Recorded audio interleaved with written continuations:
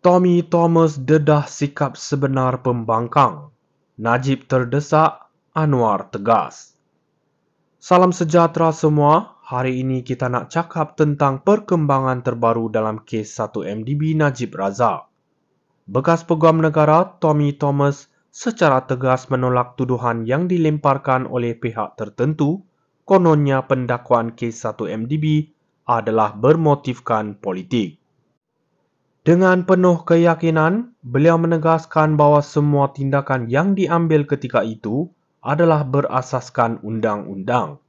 Tapi pihak pembangkang tak habis-habis dengan teori konspirasi mereka. Apa yang jelas di sini, keputusan mahkamah yang memerintahkan Najib untuk membela diri dalam kes salah guna kuasa dan pengubahan wang haram 1MDB itu bukannya sesuatu yang direka-reka. Ini adalah hasil siasatan dan pendakwaan yang sah yang Tommy lakukan mengikut perlembagaan. Persoalannya, kenapa Najib dan sekutu-sekutu UMNO masih cuba melarikan diri daripada kebenaran?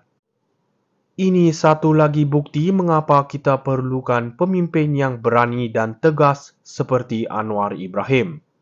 Beliau konsisten dalam perjuangan melawan rasuah tanpa mempedulikan tekanan politik. Saya yakin rakyat mahukan pemimpin yang benar-benar bersih, bukan yang bersembunyikan kesalahan dengan slogan murahan.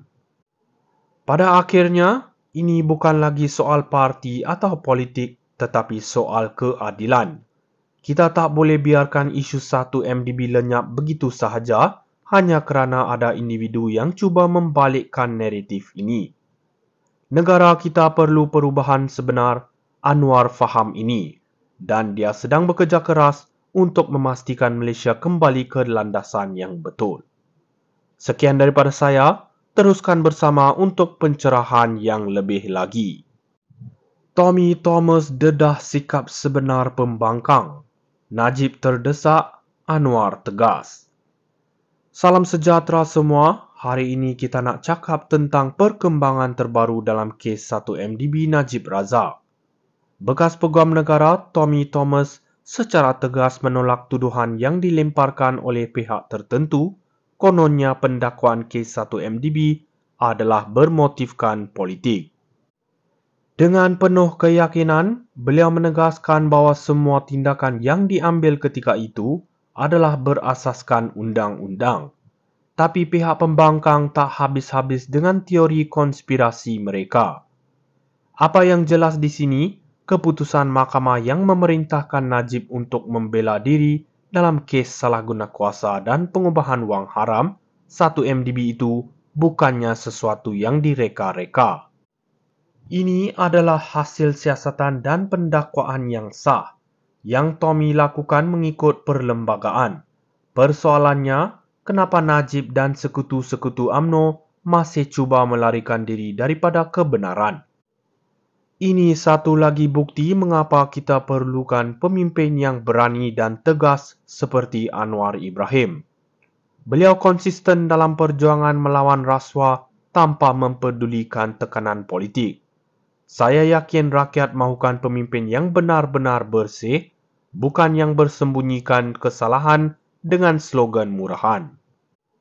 Pada akhirnya, ini bukan lagi soal parti atau politik, tetapi soal keadilan. Kita tak boleh biarkan isu 1MDB lenyap begitu sahaja hanya kerana ada individu yang cuba membalikkan naratif ini. Negara kita perlu perubahan sebenar. Anwar faham ini dan dia sedang bekerja keras untuk memastikan Malaysia kembali ke landasan yang betul. Sekian daripada saya. Teruskan bersama untuk pencerahan yang lebih lagi. Tommy Thomas dedah sikap sebenar pembangkang. Najib terdesak, Anwar tegas. Salam sejahtera semua. Hari ini kita nak cakap tentang perkembangan terbaru dalam kes 1MDB Najib Razak. Bekas Peguam Negara Tommy Thomas secara tegas menolak tuduhan yang dilemparkan oleh pihak tertentu, kononnya pendakwaan kes 1MDB adalah bermotifkan politik.